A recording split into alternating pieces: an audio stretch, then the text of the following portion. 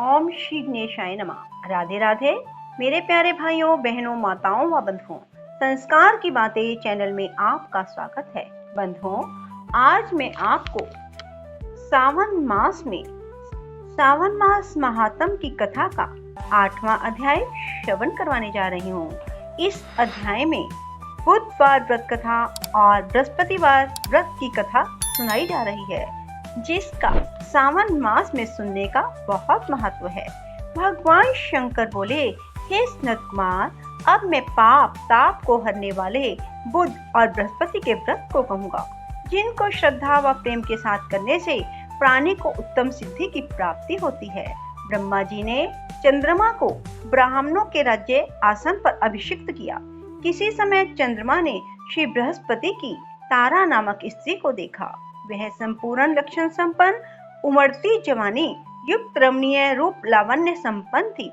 चंद्रमा उस रूप की खान अत्यंत सुंदर तारा को देखकर मोहित हो गया, काम के वश में हो गया और अपने घर रखकर चंद्रमा ने अपने बल से गुरु पत्नी का उपभोग किया। बहुत काल बीत जाने पर उसके यहाँ एक पुत्र हुआ, जिसका नाम बुध रखा गया, जो विद्वान, रूपवान और सर्व लक्षणों से युक्त था। बृहस्पति अपनी पत्नी को तलाश करते हुए चंद्रमा के यहाँ पहुंचे और उससे कहा, मेरी पत्नी मुझे वापस लौटा दो। तुमने गुरु पत्नी के साथ कैसे गमन किया?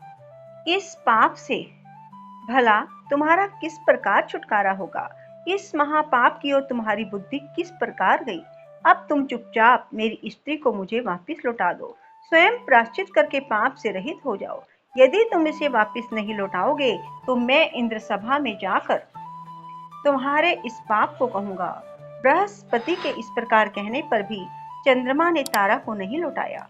तब बृहस्पति देव सभा में गए और वहां जाकर फरियाद की कि मेरी पत्नी का चंद्रमा ने अपहरण कर लिया और वह मांगने पर भी मेरी पत्नी को लौटा नहीं रहा। हे इंद्र, आप देवराज हैं, आप चंद्रमा से कहकर मेरी पत्नी मुझे वापस दिलवा दीजिए, नहीं तो चंद्रमा ने जो पाप किया है वह आपको लगेगा।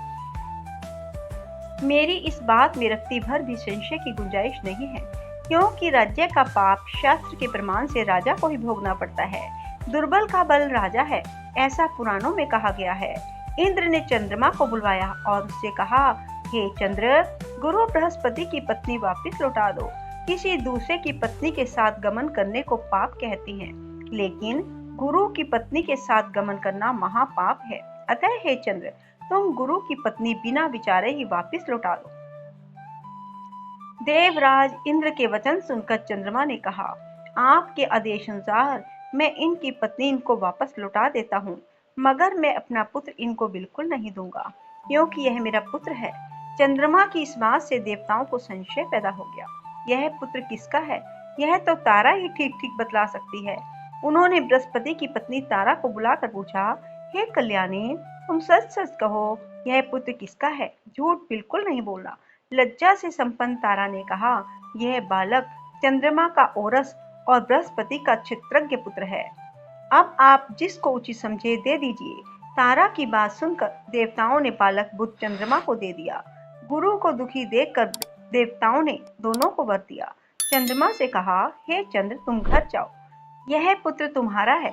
चंद्रमा और बृहस्पति पुत्र यह ग्रह होगा। हे सुर आचार्य, तुम और शुभ वर को ग्रहण करो। जो मेधावी दोनों का मिलकर एक साथ व्रत करेगा, उसे सब सिद्धियों की प्राप्ति होगी।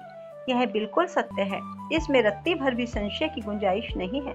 भगवान शिव के प्रिय मास श्रावण में जो लोग बुध और गुरुवार के दिन अर्चन करेंगे, उनके खजाने की अभिवृद्धि होगी और उनका क्षय नहीं होगा। नैवेद्य दही भात से दोनों मूर्तियां लिखनी चाहिए। जो मूर्तियों को झूले पर लिखकर अर्चन करता है, वह दीर्घायु और संपूर्ण गुणों से युक्त पुत्र प्राप्त करता है। जो मनुष्य खजाने से मूर्ति लिखकर अर्चन करता है, उसके खजाने की अभिवृद्धि होगी और उसका क्षय नहीं होगा। पाकशाला में लिखकर अर्चन करने से पाक वृद्धि, देवागार में लिखकर अर्चन करने से देव की दया प्राप्त होती है, शयनागार में लिखकर अर्चन करने से स्त्री का वियोग कभी नहीं होता, धन्य ग्रह में लिखकर अर्चन करने वाले को धन्य की वृद्धि हो जाती है। इस प्रकार यथासंभव उसका फल होता है। 7 वर्ष व्रत करके उद्यापन करना चाहिए। पहले दिन अधिवासन, करके रात में जागरण करना चाहिए। सोने की मूर्ति बनवाकर विधि पूर्वक उसका अर्चन करना चाहिए। षोडश उपचार द्वारा अर्चन करना शेषकर होता है। बाद में हवन करना चाहिए। तिल, घी, खीर प्रज्वलित अग्नि में देनी चाहिए। खिचड़ी पीपल की समिधाओं से हवन करके पूर्ण आहुति डालनी चाहिए। मामा भांजे को भोजन करवाकर अन्य ब्राह्मणों को भोजन करवाना चाहिए। स्वयं भी भोजन करना चाहिए।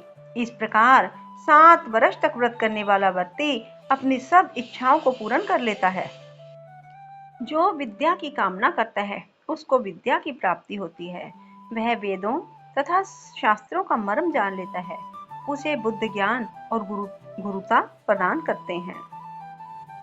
सनत कुमार ने भगवान शिव से कहा, हे प्रभु, आपने जो मामा भांजे को भोजन करवाने के लिए कहा है, इसका कारण कहिए। भगवान शिव ने कहा, हे सनत कुमार, प्राचीन काल में एक मामा उसका भांजा दोनों दरिद्र थे। वह एक दिन भोजन के लिए घूमते घूमते एक सुंदर नगर में जा निकले। उन्होंने श्रावण के महीने में उस नगर में प्रत्येक वार का व्रत करते हुए लोगों को देखा, लेकिन बुद्ध और गुरु का व्रत करते हुए को नहीं देखा। उन मामा भांजा दोनों ने विचारा कि सभी स्थानों पर सूर्य और अन्य वारों का व्रत होते देखा है, पर बुध और गुरुवार का व्रत होते कहीं नहीं देखा। क्यों ना हम दोनों इस व्रत को करें। यह अनुचित व्रत है, इसे हम करेंगे। लेकिन विधि विधान ना जानने के कारण वह दोनों संशयापन हो गए। तब उसी रात उन दोनों को स्वप्न में व्रत करने की विधि ज्ञात हो गई। उस विधि के अनुसार दोनों ने व्रत किया तो उनको बड़ी भारी संपत्ति की प्राप्ति हुई। वह दोनों धन कुबेर हो गए। उनका ऐश्वर्य दिनों दिन बढ़ता गया। इस तरह पूरे 7 वर्ष तक व्रत करके वह पुत्र पुत्र आदि से संपन्न हो गए। बुद्ध और गुरु दोनों ने प्रत्यक्ष होकर उनको वर दिया, आप दोनों ने हमारे व्रत का सुविचार किया है। आज से जो कोई भी इस व्रत को करेगा, मामा भांजे को भोजन कराएगा, वह उत्तम सिद्धियों को प्राप्त करेगा।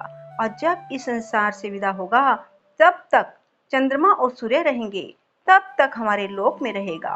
बोलो शिव शंकर भोलेनाथ की जय। श्री शिवाय नमस्तुभ्यम। श्री शिवाय नमस्तुभ्यम। श्री शिवाय नमस्तुभ्यम।